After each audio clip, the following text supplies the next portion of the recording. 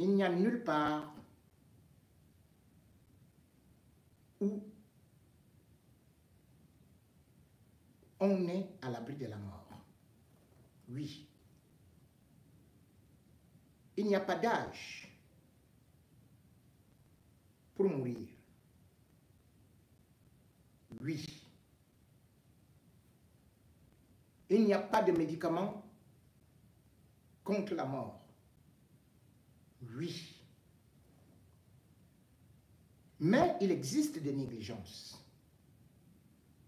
Il existe des erreurs fatales.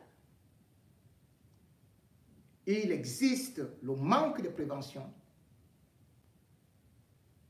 qui provoque souvent des morts précoces. Les accidents peuvent arriver à n'importe quel âge, mais il y a des accidents qu'on peut bien éviter. C'est avec une énorme douleur que nous avons vu des jeunes courir, des familles en pleurs. Nous avons vu des gens étalés par terre, se faire piétiner. Nous avons vu des gens totalement bouleversés.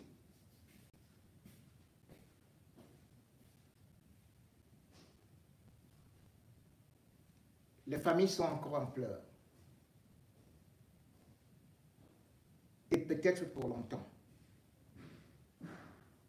Ceci se passe dans un lycée. Dans un lycée en République centrafricaine.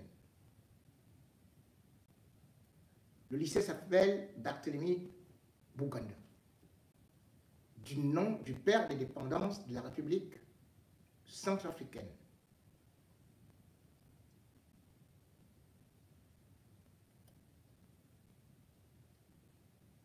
Les élèves sont partis composer au baccalauréat.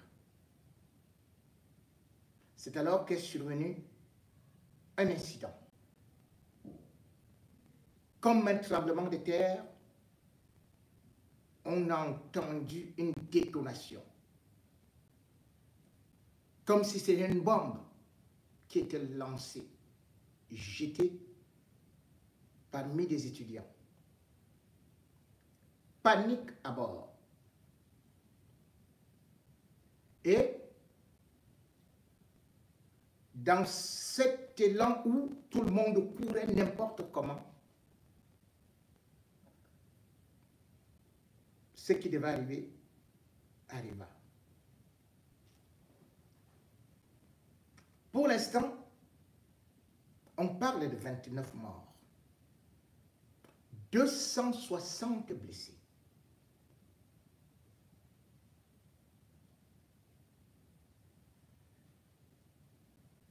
La première des choses que nous allons faire, par solidarité, et aux familles éprouvées, nous adressons nos sincères condoléances.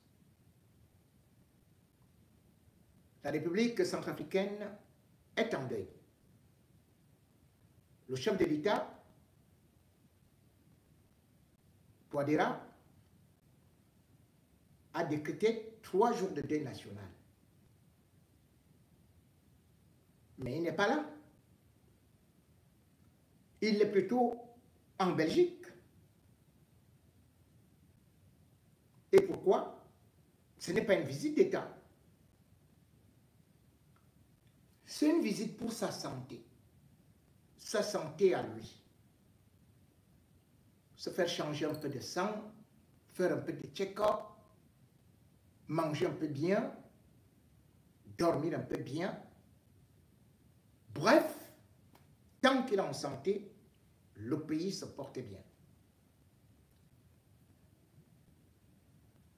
3 jours de deuil, sans le père de famille, sans le père de la nation. dans tous les pays au monde, lorsqu'il y a un tel incident, immédiatement, le président prend l'avion pour se rendre sur place, pour retourner dans son pays. Mais il n'y a qu'en Afrique centrale, où on voit les chefs d'État aussi inconscients, n'ayant pratiquement aucun élan de solidarité et qui préfèrent s'occuper de leurs affaires, comme si tous les vols étaient bloqués, comme s'ils ne pouvaient plus rentrer là où ils étaient.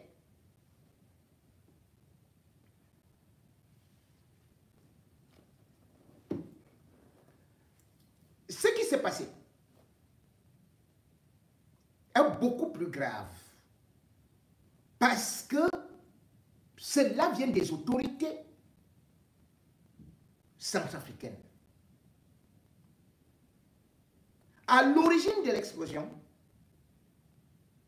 c'est le dépannage d'un transformateur en pleine composition.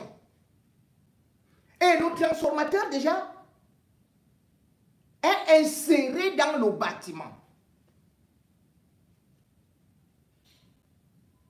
Dans le bâtiment, dans un lycée. Où a-t-on vu cela? Ils auraient pu faire ça avant, qu'on aurait compris. Ils auraient fait ça après, qu'on aurait compris. Et comme d'habitude, c'est un matériel vétuste qui, bien évidemment, est installé depuis la période de l'indépendance.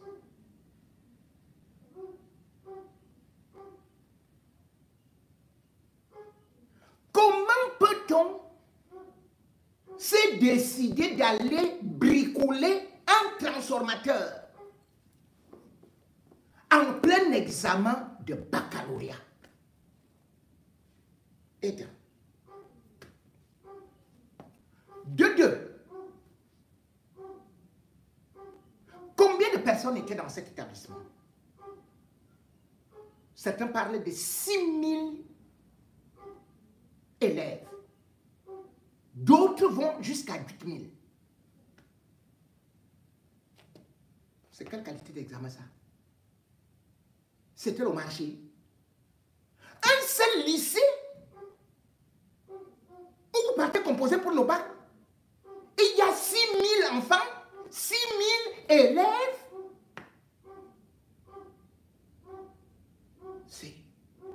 Comment les surveille? Lorsqu'on sait d'ailleurs que depuis les années 2021, en République centrafricaine, tout comme au Cameroun, on a déjà des problèmes par rapport aux effectifs sur les enseignants, pour des enseignants qui sont mal payés et d'autres qui sont partis. On organise donc un examen, comme dans un enclos de moutons, sans envisager la moindre sécurité. Comment peut-on réunir 6000 personnes, 6000 enfants dans un enclos? Il n'y a même pas une ambulance. Qu'un malaise peut survenir, qu'un incident peut survenir. Rien. On attend. Et après l'incident, où est donc le ministre de l'Intérieur? Où sont donc les autorités qui arrivent toujours tardivement? Et le pire, c'est qu'on a pris des enfants vivants, encore vivants. On est parti avec eux dans la morgue. Des élèves vivants. On est parti les déposer à la morgue.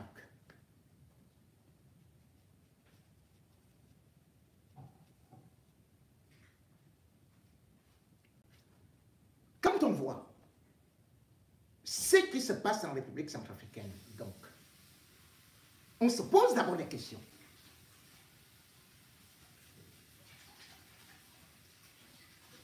Touadéra, qui se dit professeur de mathématiques, qui a voulu montrer aux gens qu'il enseigne lui-même, il s'occupe des enfants, de ceci et cela. Comment se peut-il qu'un enseignant soit président, mais que dans son pays, il manque des bancs, qu'il manque des enseignants, qu'il manque des salles de classe, qu'il manque tout? Il est enseignant. Comment se peut-il que quelqu'un qui est professeur agrégé, depuis qu'il a été élu, le taux d'analphabétisme n'a pas baissé? On est toujours dans des conditions dérisoires. C'est cette irresponsabilité qui pousse souvent des gens, des enfants, au grand banditisme, à abandonner même les chemins de l'école. Quel encadrement y a-t-il là-bas? Rien. Qui va indemniser ces familles? Personne. Il n'y aura que des pleurs. Des pleurs et des pleurs. Et ce qui est arrivé en Centrafrique, ce n'est pas la première fois. Et c'est dans le même lycée qu'en 2013, il y avait eu le même incident. Toujours des morts, plus un professeur. Mais a-t-on pris des dispositions pour que cela n'arrive plus? Non. En 2035, certainement, il y aura encore un autre drame un peu plus grand que ça.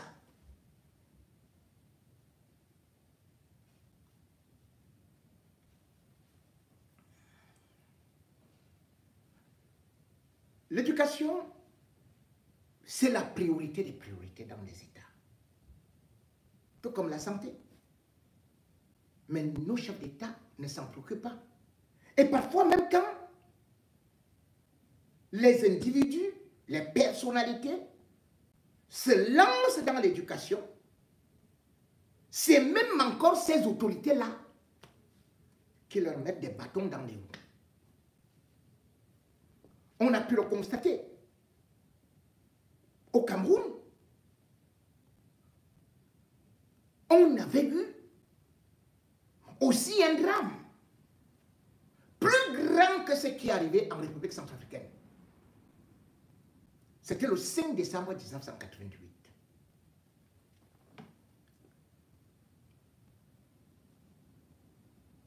Un homme d'affaires du nom de Jean Monté avait créé un très grand établissement à Yaoundé pour essayer de désengorger les établissements publics et même privés.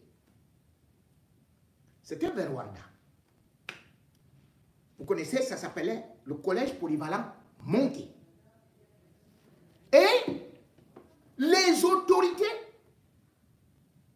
en étaient devenues tellement fâchées qu'on a monté un complot contre cet établissement et contre ce monsieur. Et justement, c'est ces mêmes autorités qui sont déjà là, qui sont encore là, voulais-je dire. À cette époque-là, il y avait déjà aussi le complot des halogènes. Que comment un halogène, quelqu'un qui n'est pas de Yaoundé, peut venir faire un tel établissement. Alors, ce jour-là, le 5 décembre 1988, ils avaient monté un plan. Une rumeur avait commencé à circuler. Que l'établissement est en train de trembler. Puis que l'établissement est en train de s'effondrer. La panique avait commencé. Ce n'est plus ça. Et il y a déjà le feu dans l'établissement. Et là, il fallait voir. Monter avec des dizaines de milliers d'élèves. C'était bâti sur, je crois, 6 niveaux. Et chaque niveau avait au moins 500 de classes. Et il y a des enfants qui sortaient, qui chutaient qui se projetaient par les fenêtres. Parce que les escaliers étaient déjà saturés. Madame Monté était venue, elle était sortie pour crier que non, non, il n'y a rien, il n'y a pas de feu, rien ne s'effondre. C'était la panique totale. Les élèves sautaient, les crânes s'écrasaient comme des pastèques par terre.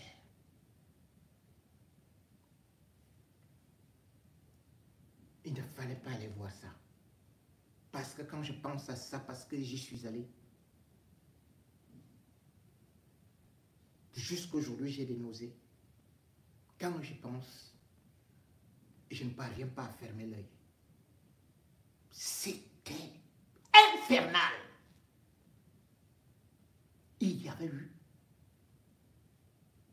une 50aine de morts.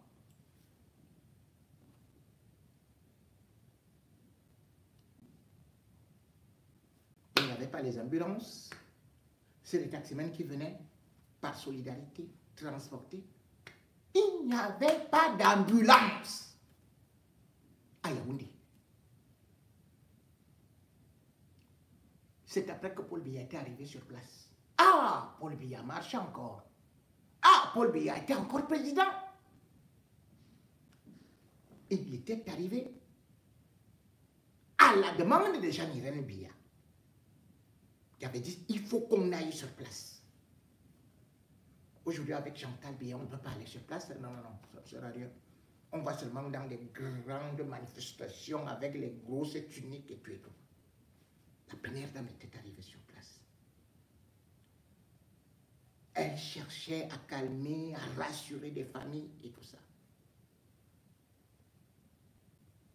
C'est alors qu'on avait prescrit une enquête. Cette enquête avait été confiée à la structure qu'on appelle l'Abogénie. L'Abogénie avait sorti ses résultats. Que l'établissement, bref, les bâtiments étaient bien construits, répondaient à tous les critères, mais le gouvernement avait rejeté cela. Certains tribalistes du gouvernement avaient dit non, non, non, ce n'est pas bon. Repartez écrire.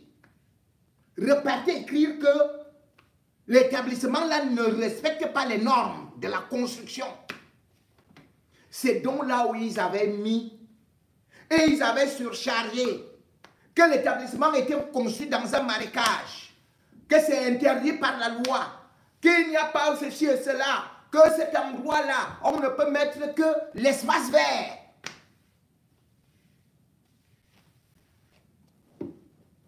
Le 10 février 1989, le régime Biya avait décidé de faire exploser cet établissement. Boum, boum, boum, boum, boum, boum. Tout par terre. Alors qu'il avait obtenu un permis de construire, hein, il n'avait même pas été indemnisé à 1 franc CFA. Le jour de cet accident, il n'était pas là. Monté. Il était à Bafang, parce qu'il était à l'époque président du Nisport de Bafang. Et il avait pris le véhicule, arrivé à Yaoundé. C'était comme si c'est lui qui avait vendu tous ces enfants-là, comme si c'est lui qui avait utilisé les... On avait mis ce monsieur en prison. Mais finalement, il fut acquitté. L'État du Cameroun n'a jamais dédommagé, ni Monté, ni les enfants. Et qu'est-ce qui s'est passé? Le même régime Biya a récupéré le terrain de Monté pour construire le palais des sports des Chinois. Vous pouvez comprendre ça? C'est-à-dire, on a détruit le plus grand établissement scolaire jamais construit au Cameroun par des ingénieurs habilités. On a détruit ça, que c'était dans un marécage, que c'est interdit de construire dans un marécage. Qu'on va y faire des espaces verts. Mais qu'est-ce qu'ils ont fait?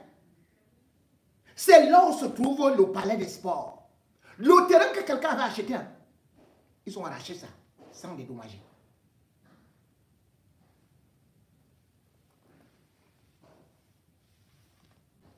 Ce monsieur-là est entré dans l'opposition. Et même dans l'opposition, on est en train de le surveiller. Depuis là. Parce qu'on dit que on calcule tout simplement qu'il dise qu'il veut présenter tel ou tel candidat. Et vous connaissez le candidat qu'on est en train de calculer, non? Celui qu'on dit qu'il avait refusé d'aller à l'élection, aux élections municipales et régionales. Donc on dit que son frère du village là, s'il tente de le présenter, de vouloir venir à son secours, on va encore faire comme en 89. Donc comme en 88, parce que je vous ai dit que l'accident de montée, avec 50 morts, qu'ils ont provoqués, c'est eux qui ont monté ça. 50 enfants sont morts, piétinés, avec des têtes écrasées, en plein Yaoundé. Ils ont cassé un établissement, vous vous rendez compte, qui avait l'enseignement technique, qui avait tout, qui avait les laboratoires, c'est-à-dire une affaire, un investissement de milliards. Ils ont cassé ça. Ils ont cassé ça. Que non, on ne peut pas investir là. Et c'est là qu'ils ont mis le palais des sports. Non loin de là, c'est là où Moubeling est aussi venu installer l'immeuble Ekan. Les endroits qu'on disait que c'est dans la boue, c'est dans le marécage, c'est ceci, cela, on ne peut pas ceci et cela.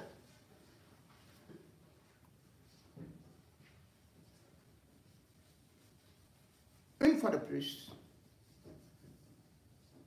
les choses qui arrivent dans les maisons des poules arrivent toujours dans les maisons des canards. Ce qui est donc arrivé au Cameroun est arrivé en République centrafricaine.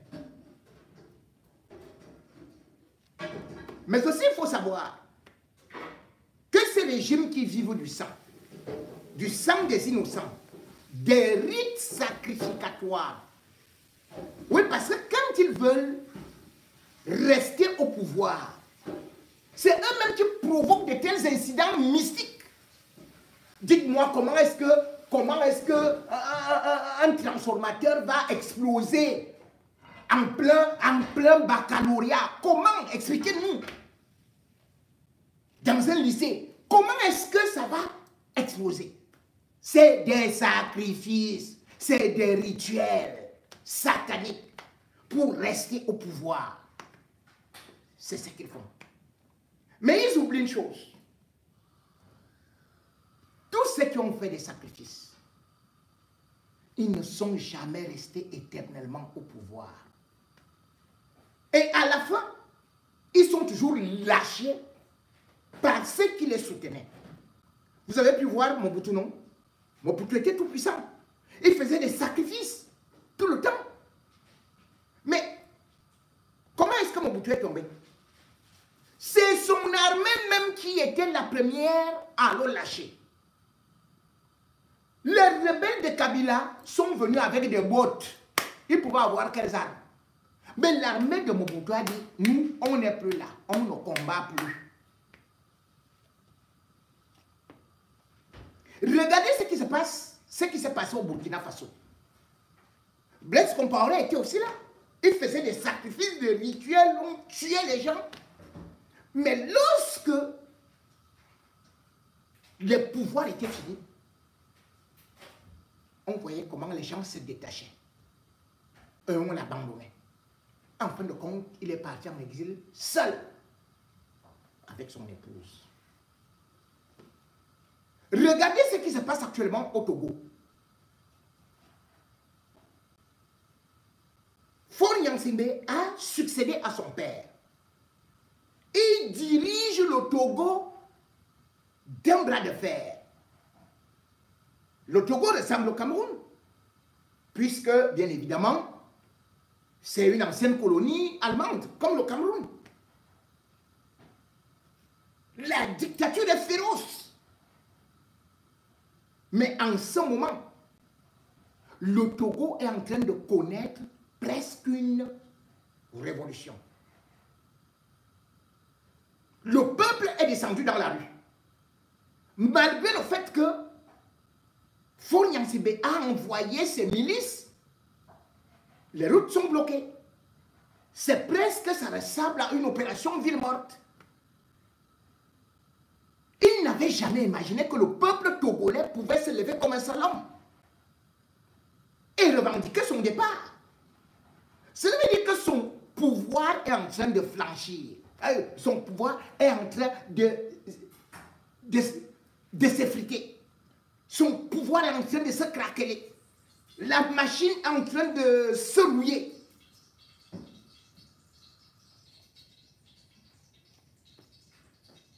Faites vos sacrifices humains, mais sachez-le, le sang de ces innocents, le sang des enfants, c'est ce sang-là qui finit toujours par crier vengeance. Oui, chers vampires de l'Afrique francophone, vous avez appris pas à promouvoir l'éducation, pas à promouvoir la jeunesse, mais à exploiter la jeunesse, à tirer l'énergie de la jeunesse, à sacrifier la jeunesse. Mais sachez-le, ça finit toujours par vous rattraper. Toutes nos condoléances aux innocents qui espéraient devenir journalistes, espéraient devenir médecins, espéraient avoir une vie de famille avec femmes et enfants, espéraient s'occuper de leurs parents, espéraient devenir tout simplement grands et vivre en paix en allant à l'école. Au lieu de passer le bac, ils ont eu le concours pour la mort.